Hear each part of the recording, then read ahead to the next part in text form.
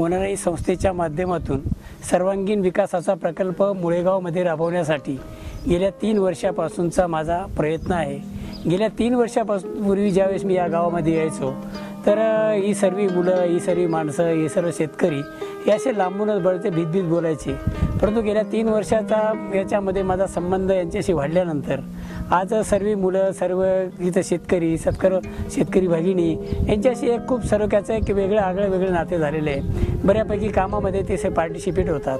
ही शाळा जी आहे, शाळेच्या एक चांगलं मॉडेल करण्यामध्ये, ही शाळा या गावाची स्वच्छता राखण्यामध्ये शाळेतील विद्यार्थी असतील, शिक्षक असतील, त्यानंतर गावातील काही तरुण मित्र असतील, हे मदत करतात। इथे महाविद्यालयीन विद्यार्थी आहे ते श्रमदानामध्ये भाग घेतात।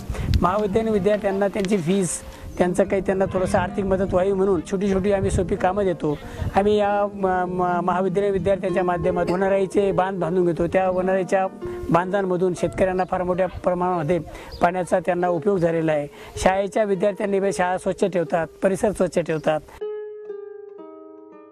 वनराईकडून आणि CTR कडून आम्हाला त्यांनी आपल्या शाळेसाठी शौचालयाची वेगवेगळे मुलींसाठी आणि मुलांसाठी वेगवेगळे केले। तसेच पाण्याची खूप गंभीर परिस्थिती होती, पण ती सुद्धा बापूंनी दूर केलेली। त्यांनी आम्हाला ॲक्वागार्डचं मोठं मशीन आणून दिलेलं आहे आणि ते आम्ही दररोज ते फिल्टर पाणी करतो आणि मुलांना प्यायला देतो। थोडंसं परिस्थिती आणि थोडंसं एकंदरीत सर्व वातावरणामुळे शिवाजीने आमच्या शाळेला रामराम ठोकला होता। परंतु गेल्या 1 वर्षामध्ये शिवाजीशी आमचे चांगल्यापैकी आमचा एक टीम लीडर आहे। स्वच्छता अभियानमध्ये त्याचं चांगलं योगदान असतं आणि या सर्व पोरांचं एकंदरीत सर्व कार्यक्रम पाहून शिवाजीला वाटलं आपणही शिकलं पाहिजे, म्हणून पुन्हा शाळा सुरू केली आणि यावर्षी शिवाजीने 7वीची परीक्षा दिली। त्यानंतर ह्या गावामध्ये आम्ही दर 6 महिन्यात एक आरोग्य शिबिर घेत असतो। नंतर एक शेतकरी मेळावा घेत असतो। शेतकरी मेळाव्यातून नवीन बियाणं, नवीन संपूर्ण भातशेतीचं नवीन प्रोजेक्ट या संदर्भामध्ये लोकांना आम्ही पार्टिसिपेट करून असाही आमचा प्रयत्न असतो।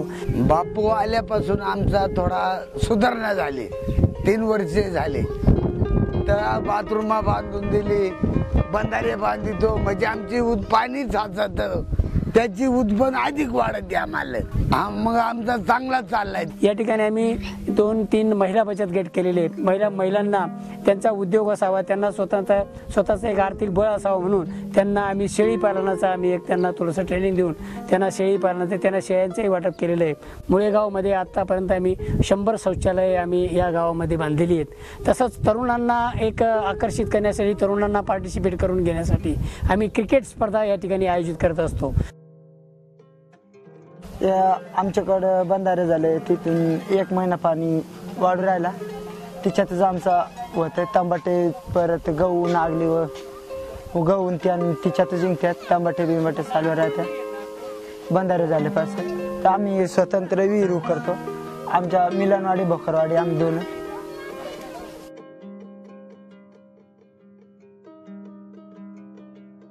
आणि त्याने बंधारे केल्यापासून म्हणजे 1 महिना पाणी वाढू राहिला। आम्हाला थोडी पाण्याची टंचाई असल्यामुळे मी स्वतः गाळ काढू राहिलो। कोणाची वाट न पाहता आम्ही बापूकडून थोडी मदत घेऊन आम्ही स्वतः करू राहिलो। सिमेंट किटी बंधारे झाले, माती बंधारे झाले, अशी वनराई बंधारे आम्ही छोटे केले। त्याच्यातून शेतकऱ्यांनी तांबाट्याचं उत्पन्न चांगलं घेतलं, गावाचं। असे फार त्या संस्थेपासून आमचा फायदा झाला। वनराई संस्थेमध्ये काम करतो, इथं चांगला बदल पण झाला गावाचा। एक 8 दिवसामध्ये वृक्षारोपण पण करणार आहे। दर शनिवारी 2-3 वाडे आमच्या इथं, 2 वाड्या शनिवारी आणि रविवार आम्ही साफसफाई करतो। तरुण मित्र म्हणून गोळा करतो, त्याला सांगतो आपल्याला हे करायचं, ते करायचं, ते पण आम्हाला चांगला सहभाग देतात।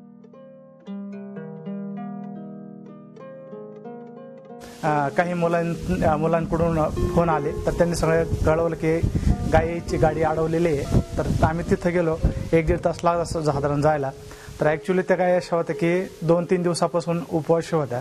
2 दिवस गाडीमध्ये त्या भरलेल्या होत्या, त्यांना उभंही राहता येत नव्हतं। त्याचबरोबर इथं आमचे अजून बरेचसे उपक्रम आहेत। एक वृद्धाश्रम आहेत, बालकांचं सुसंस्कार केंद्र सुद्धा इथं चालवायची इच्छा आहे। कुपोषित मुलांचं बी प्रमाण जास्त या परिसरामध्ये, तर ते बी त्या कुपोषित मुलांसाठी बी काही उपक्रम म्हणजे चालू केलेले आहे। आणि इथं आम्हाला ही वनराई आणि CTR कंपनी चांगल्या प्रकारचं मदत करते। ही सर्व कष्टकरी लोक आहेत, प्रामाणिक लोक आहेत आणि या पार्टिसिपेशनच्या माध्यमातून निश्चित स्वरूपाने यांच्या जीवनामध्ये फरक हा होऊ शकतो आणि हे चांगल्या पद्धतीने आता कार्यक्रमामध्ये स्वच्छता असेल, आरोग्य असेल, नंतर कृषीचे काही कार्यक्रम असतील, याच्यामध्ये भरभरून आता ते सर्व सहभागी व्हायला लागलेले आहेत आणि एक आगळं वेगळं नातं आता आमचं या सर्व कार्यक्रमाच्या माध्यमातून तयार झालं आहे.